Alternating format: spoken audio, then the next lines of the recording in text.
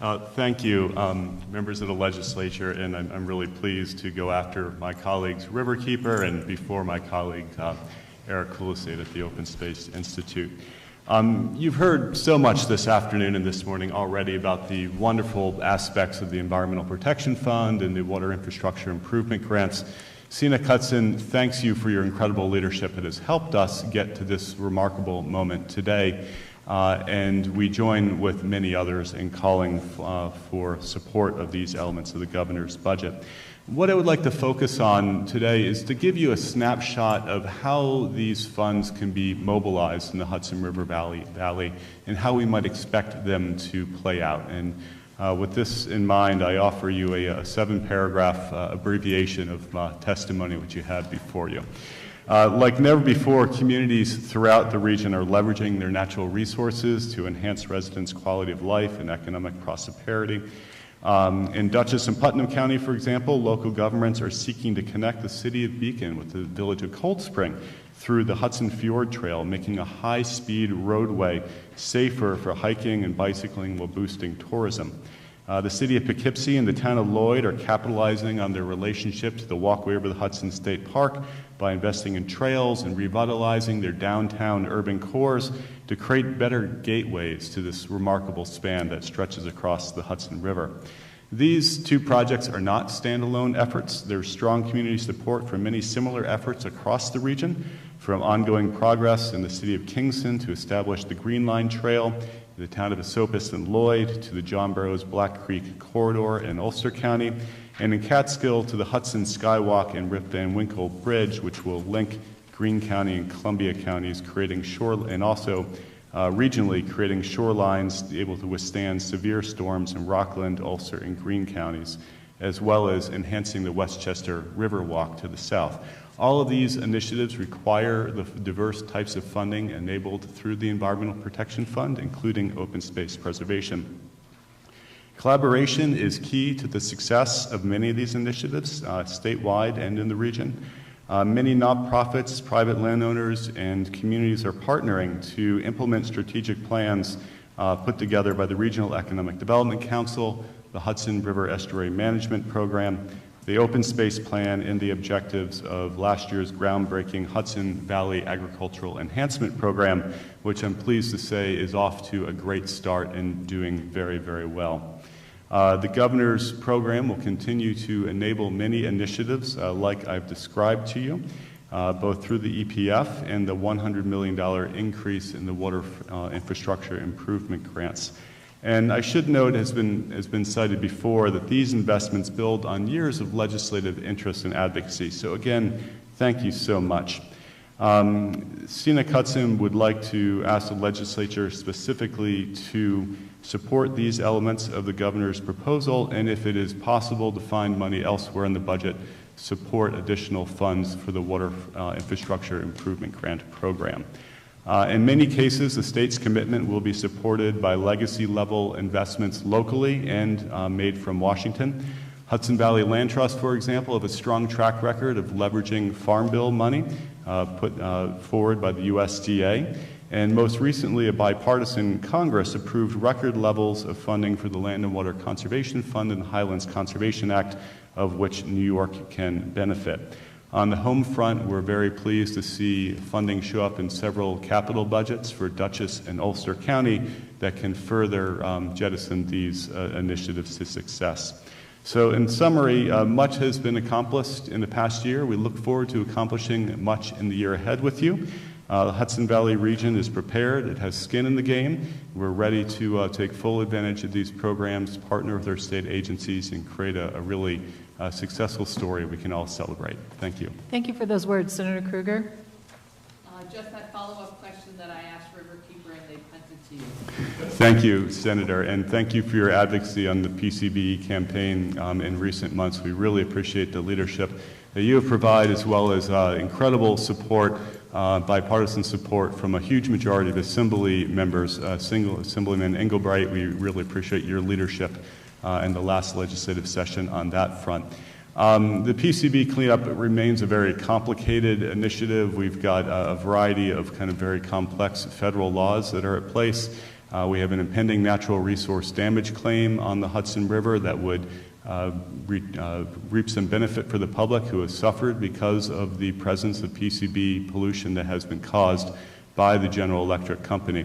The current call by Scenic Hudson Riverkeeper, NRDC, and other advocacy organizations, including the Sierra Club, who's here with us today, has been asking the U.S. EPA to speed up its current 5-year review of the cleanup. We hope that with new data on the table, we will be able to kind of conclusively prove that the need for getting additional dredging in the Hudson River is very real and needed. So we are, following that process very, very closely, advocating very strongly to both the governor's office and federal agencies in Washington. And we're optimistic that with continued legislative support, we can be successful in that effort over time. And even though you talked about a 5-year federal review, is it some expectation that we actually have to wait out a 5-year clock before any action might happen? The 5-year review is called the 5-year review because it happens every 5 years. So we're coming into another phase when that's necessary, and we have actively communicated to the U.S. EPA and federal trustees about kind of what that needs to look like to ensure successful cleanup. Thank you. Thank you. I don't think you have your phone on. Oh. Well, if you could hear, we're okay. The You 12 can of us hear? left. Okay. Thank you. Thank you so Debbie. much. Thank you. Thank you. Our next speaker is Eric Kulesade, Senior Vice President of the Open Space Institute, and following him will be the Green Education and Legal Fund. Thank you for being here. You did a much better job than Senator DeFrancisco, I have to say. Every year he struggled with my name. I'm glad to hear that. You rolled it out. And I'm going to master Mr. Schladd's name next year, so And thank you. I've gotten used to the graveyard spot. I kind of like this spot on the agenda. It's much more informal and conversational in a way. So my name, thank you, Senator Savino, Senator Kruger, Senator Young, Assemblyman Farrell, Assemblyman Oaks, and Assemblyman Engelbright. Thank you for letting me be here today. I am Eric Kulesade, and I with the Open Space Institute and its Alliance for New York State Parks program. And I guess if you had to capture it in a nutshell, we are sort of a member of the private part of the public-private park partnership business, a lot of P's, and really working close to areas important to all of you. You all are close to state parks, and they impact your constituents and are worth our supporting. I'm not going to read my testimony. Suffice it to say that we obviously support wholeheartedly the additional $90 million in capital funding for the state park system. We are fully supportive of $300 million for the Environmental Protection Fund. It allows us to leverage private dollars in both those circumstances to support some of the things we heard about today, the Letchworth Nature Center, where we are fundraising for exhibits and for an endowment for that new facility.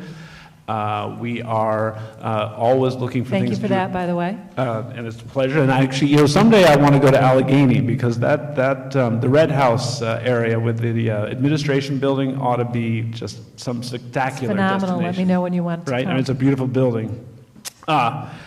But, so those are the things, and I think, I would say the only thing I think we need to be concerned about is, with a state park system that's increased visitation at 10%, going up, dramatically, does the state have the resources to manage it effectively, right? We're making a huge investment in infrastructure, and should we be thinking more about operating and maintaining and making sure these facilities stay beautiful for as long as they should and for the next few generations?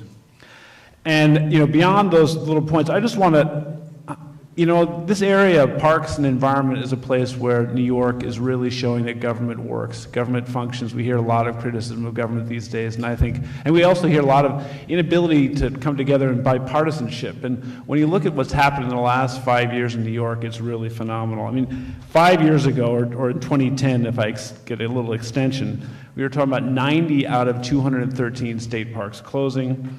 And the EPF had collapsed by 47%. And look where we are now. Through a bipartisan partnership, We are restoring the best state park system in the country, and I listen to my colleagues in other states, and they all bemoan still closing state parks, no public funding dollars, no general fund dollars.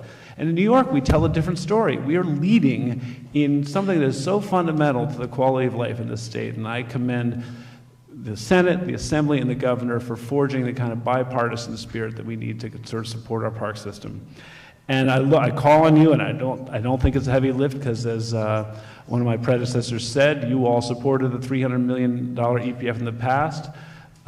It's great to see everyone coming together behind it now, and it's a great down payment on the future. Senator Kruger, you're absolutely right. It's not enough, and we need to keep going. But I think we're clearly a step in the right direction. And it's exciting to be in a New Yorker right now, and I say thank you.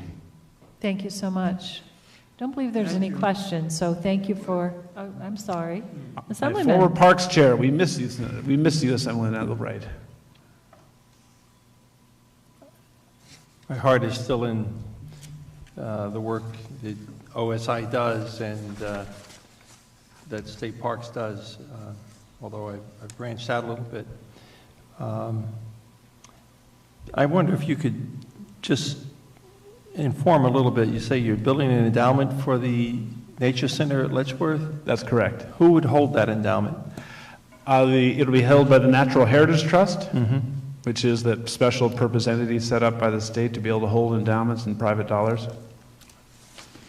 Would it have a 501c3 organization? The Natural Heritage Trust is actually a 501c3. It can accept donations. You can write a check to the Natural Heritage Trust tomorrow, and it's tax deductible, and they are a 501c3. So there's no local Friends group envisioned that would have its own separate incorporation? There is a Friends group. There's Friends of Letchworth. But I think that they are small, and their capacity to manage an endowment of $1 million or more is limited, so it really makes sense to put that in the NHT. You also mentioned major restoration projects at 3 state parks. Minnewaska is of interest to me because Yes. it's a Pine Barrens Park. What is going on there? Minnewaska really is one of New York. I consider New York's flagship parks to really be national parks, right? There really is no national parks in New York to speak of, and it's really our greatest landscapes, Minnewaska, Allegheny, that are national parks. So at Minnewaska, we are already in the process of assisting the state to restore all those incredible carriage roads with the views out over the Hudson Valley and following those lovely escarpments and cliffs. It's a restoration project that we are now in. We are just finishing up our 3rd carriage road, having invested nearly $1.5 million, and we're looking at a major connection. And then OSI and the state, as you may have seen this fall, have announced that we are partnering to build a visitor center at Minnewaska.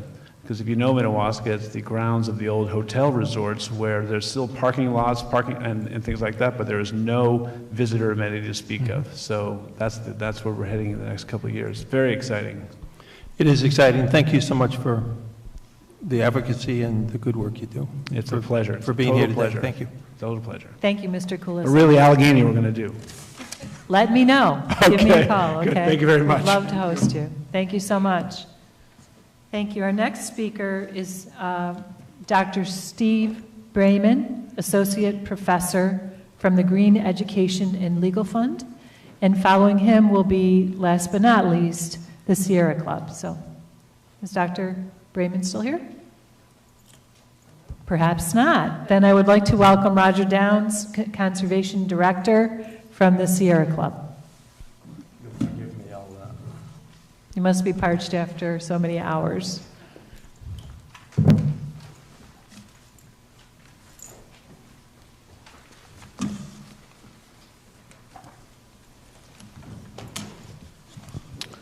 Thank you for staying so late to hear our testimony. My name is Roger Downs. I'm the Conservation Director for the Sierra Club Atlantic chapter. We are a volunteer-led environmental organization of 40,000 members statewide, dedicated to protecting New York's air, water, and remaining wild places.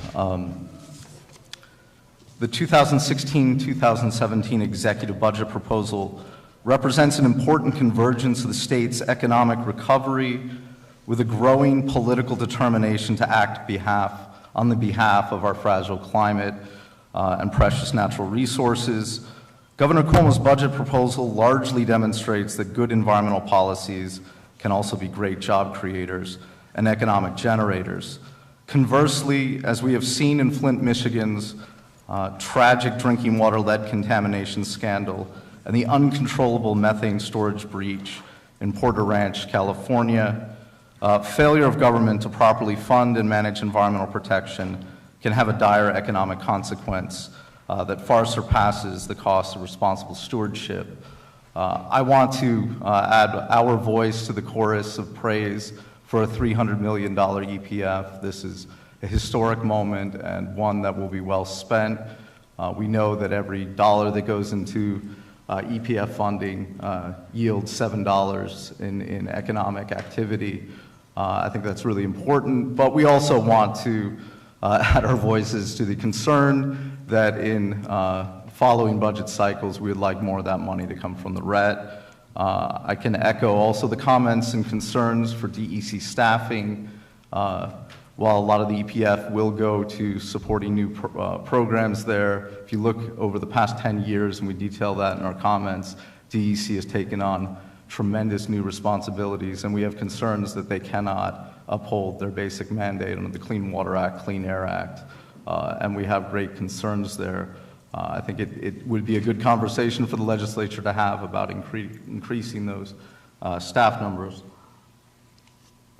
But I think what I'd like to talk about, and it hasn't been talked about much today, is the governor's announcement at the State of the State budget address of his intention, the mandate to cease, to phase out all coal generation by 2020.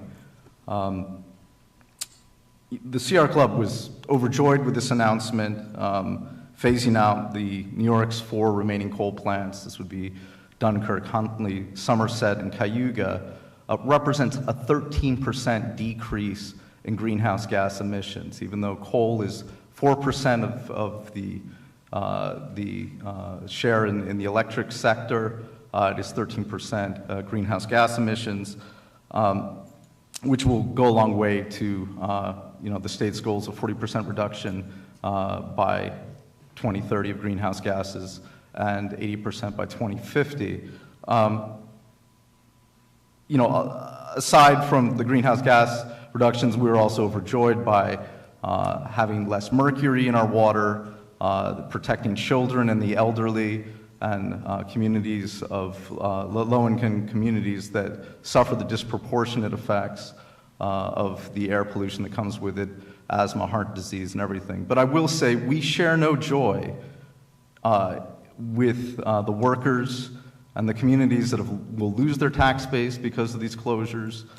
We have great concern for the workers, and that we are embracing this notion that the legislature and the governor, through innovative means, should be supporting funding for transition plans. I think there is a false narrative out there that this declaration that, my God, time goes so quickly, that closing down coal plants was inevitable, like it didn't need a declaration. We've seen the subsidies that have gone to coal plants have largely outweighed what the community benefit is. Hundreds of thousands of dollars in RSSAs going to the coal plants when the communities desperately need money, but it's in the tens of millions.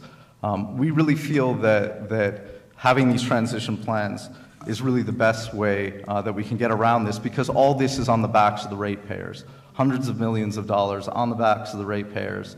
If we can find a mechanism to float the tax bases for 5 years, to provide worker retraining, to get renewable energy development into these districts, that would be the most important thing. So I would ask that the legislature work with the governor. $19 million at the end of session last year was allocated to a fund to help communities transition from the loss of a fossil fuel plant. I think we can add to that fund. There's certainly out-of-budget funds from NYPA, from Empire State Development Corp., and the Federal Power Initiative, which is a federal program that can provide these communities with money. I think that once we start a mechanism like that, it can be a blueprint, because we have 4 coal plants. We've already heard tragic stories about the closure of nuke plants and what that will do to the communities. I think this is something very important to get behind. Well, thank you for your testimony, and I do want to address it. Sierra Club has consistently opposed the repowering of the Dunkirk coal plant into a clean natural gas plant. And I have to tell you, I find that disappointing in so many ways.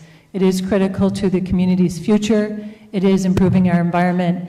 And what really vexes me is the reality that the Sierra Club on Monday, December 14th, 2015, one state over in Ohio, issued a press release praising the repowering of a coal plant there into a clean natural gas plant. So if it's good in Ohio, why is it bad in New York? And why do you take it upon yourselves to contradict policy from state to state? I would think that you would want to be consistent in your policies. I would think you would want to be consistent in having an array of clean power sources in New York. And so I just wanted to point that out, because I believe honestly that it's hypocritical that it's okay in Ohio and other states, and I can tell you other states too, where the Sierra Club is saying that it's a great thing to repower into a clean natural gas plant, but what's good for other states, however, doesn't seem to be good for New York. Well, I will say in the case of Dunkirk, certainly a small transmission fix, $7 million, could satisfy reliability, that repowering was unnecessary. I fully disagree with you on that. We have the independent system operator that has weighed in and said that there's no new power that's needed, at least to 2020, that basically this isn't needed. We have the Business Council that has stood with us in opposing repowering, because it's a huge burden on ratepayers. I mean, we know that if Dunkirk repowers, everyone's going to be looking for, where do we put this power?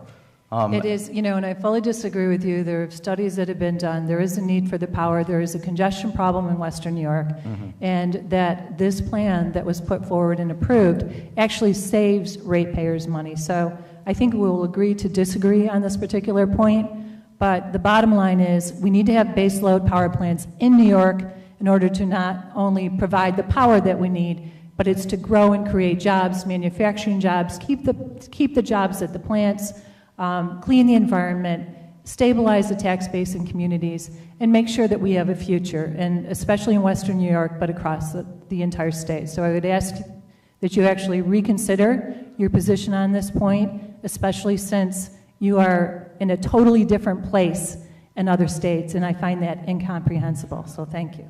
Senator, may I just very quickly just say that I'd love to work with you on the points that we do agree on, which is supporting the communities that inevitably cannot repower. And I think that's important in getting a transition program together. And I would welcome your support there. Thank you. Thank you. Thank you very much, Roger. Thank you. I think that this concludes testimony at the joint legislative hearing on the environmental conservation budget. So I want to thank everyone for being here today. Thank you for the troopers in the legislature who stuck out the entire time. My colleague, Chairman Denny Farrell. So thank you.